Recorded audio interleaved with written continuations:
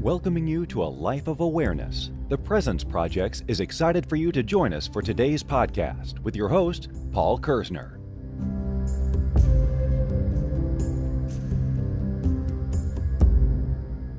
Hello and welcome to episode 42 of Are You Being Present? My name is Paul Kerzner. I want to welcome you to the present moment. I want to welcome you to the here and now, and I want to thank you wholeheartedly, sincerely, and deeply for joining me in this amazing present moment. The title and topic for this podcast is Resistance and Resentment Prevent Presence. I chose this topic because it is so relevant to almost all of the patients I work with, including it's very relevant to my own life as well. And I felt like addressing resistance and resentment, especially in regards to presence, will provide a lot of relief and an end to self-inflicted suffering, because both of those behaviors just create strife. And I want to go deep into resistance first and foremost. In a previous podcast, in podcast number 9, I talked about acceptance. And on the opposite ends of the spectrum from acceptance is resistance. And when we're looking at our life and we're looking at the things that are going on, and we're trying to identify areas that need some improvement, we should be looking for resistance that's taking place. Now, resistance can show up in multiple ways. And one of the ways that you might be able to identify it is your initial reaction towards a person, place, or thing. How does that thing make you feel? So if it's going to a new place, a new restaurant, whether it's meeting a new person, whether it's learning some new information, take a moment to think about how you feel, because how you feel will determine your level of presence.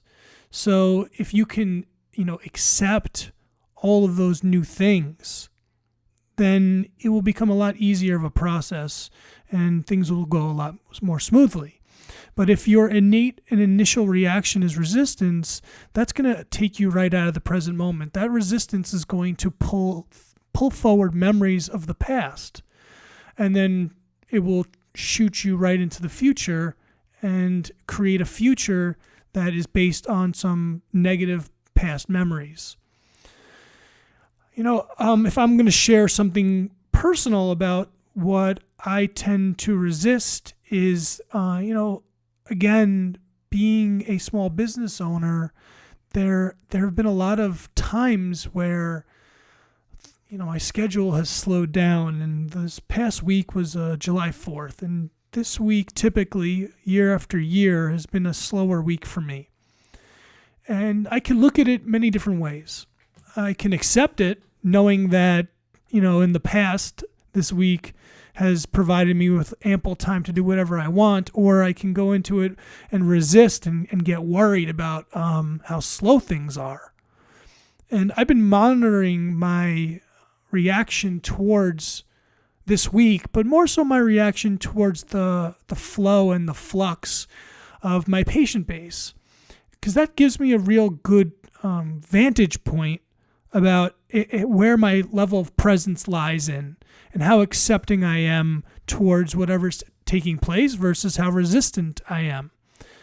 Because there are many times where I can look at my schedule at the beginning of the week, and then I can look at all of the bills I have to pay or responsibilities I have and get a little worked up about it. And therein lies the resistance.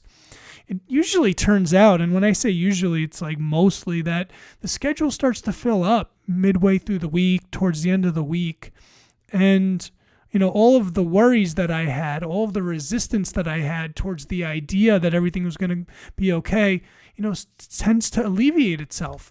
But the goal is to not let myself get worked up and take myself or allow myself to get brought out of the present moment, because fear will always pull me into the past, and worry will always shoot me into the future. And both of those behaviors, those emotions, are very detrimental towards staying in a state of peace, of inner peace. Because up until this point, everything has worked out, and the truth is that everything is going to continue to work out. But if I allow resistance to fester, if I allow resistance to become a part of my reality, then I'm never going to really be fully present. Now, I don't necessarily get upset at myself when I start to see the resistance for what it is, because I look at that as an opportunity for change and growth. So I will look at my feelings, I will understand them, I will ask myself first and foremost, am I being present to these feelings? Does this resistance have anything to do with the present moment? That gives me the opportunity to change it, to address it, to use my presence tools, to find different affirmations that would address the situation that is bothering me or that I find to be the most challenging. And as you go through the past 40 some odd podcasts, they are littered with different presence tools. And I find, personally speaking, that finding an affirmation that addresses my current situation to be one of the more effective ways of shifting into a more present state. But I don't just rely on one thing. So I've been using a lot of affirmations, but also some guided meditations. I will do some journaling when I find it to be appropriate. And, this past week, I definitely did some of that. But, also some guided meditations. Meditation to me, just seated meditation has been really effective. It has shown me where the fear is coming from. And, if I were to just look back at my schedule for the past, 2-3 years, it's the same thing over and over again. And that's okay, but it always picks back up. So it's just a good learning opportunity for me to face the resistance with more acceptance. Because if I'm being more accepting of the situation, I understand that everything's constantly changing anyway. So yes, my schedule might look a little bit sparse, but that's going to shift. It's going to shift back. It's going to shift forward. And I have to be in a full state of acceptance so that I can allow it to change. Because if I stay in a state of fear, that rejects the acceptance and it holds on to the resistance. So, I hope that analogy, that explanation is helpful for you. I know not everyone listening is a small business owner, but I'd imagine that there are a large amount of you that, have to be concerned with finances. And if we always pay attention to the lack, that's all we're going to get more of. We have to hold the space where we believe that everything's going to be okay. We have to look in the current moment and ask ourselves right now, what is the biggest issue that we're facing? What's the biggest problem? Are we okay? And, 9 times out of 10, we're fine. It's just our minds are getting the best of us. And, everyone is constantly going through something. It's all about peaks and valleys. And that also has to do with acceptance, because if we're in a peak, we have to be acceptant of that peak, and we have to understand that's going to change. And if we're in the valley where everything's nice and calm, we have to be acceptant and understand that everything's going to change as well.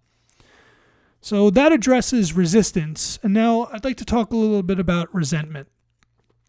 It has a lot of personal ties for me, because growing up and being a young man, there were many things that I felt somewhat resentful for, but resentment is also something that I see a lot in the patients that I work with. When we're addressing anxiety, stress, and depression, yes, I believe that one of the root issues is a lack of presence, but then we have to go a little bit deeper into what it is that's pulling us out of the present moment. And resentment is a major contributor towards a lack of presence. As we're going throughout our day and we're encountering different issues, especially different thoughts and negative thoughts about people, places, and things, we have to see if there's a level of resentment that lies within that. Because the question is, well, what are you resenting and why are you resenting it? And do you understand that resentment is insidious? It only serves a negative purpose. It ties you to a past memory, and it will not provide you with any peace or relief. It just actually keeps you in circular thinking. It's impossible really to achieve any level of presence if you have any level of resentment. the greatest tool that you can use when it comes to resentment is forgiveness. And I can understand why people would think that, it's easier said than done to find forgiveness for the people that have hurt you. And I will tell you, personally speaking, that has been a challenge for me as well.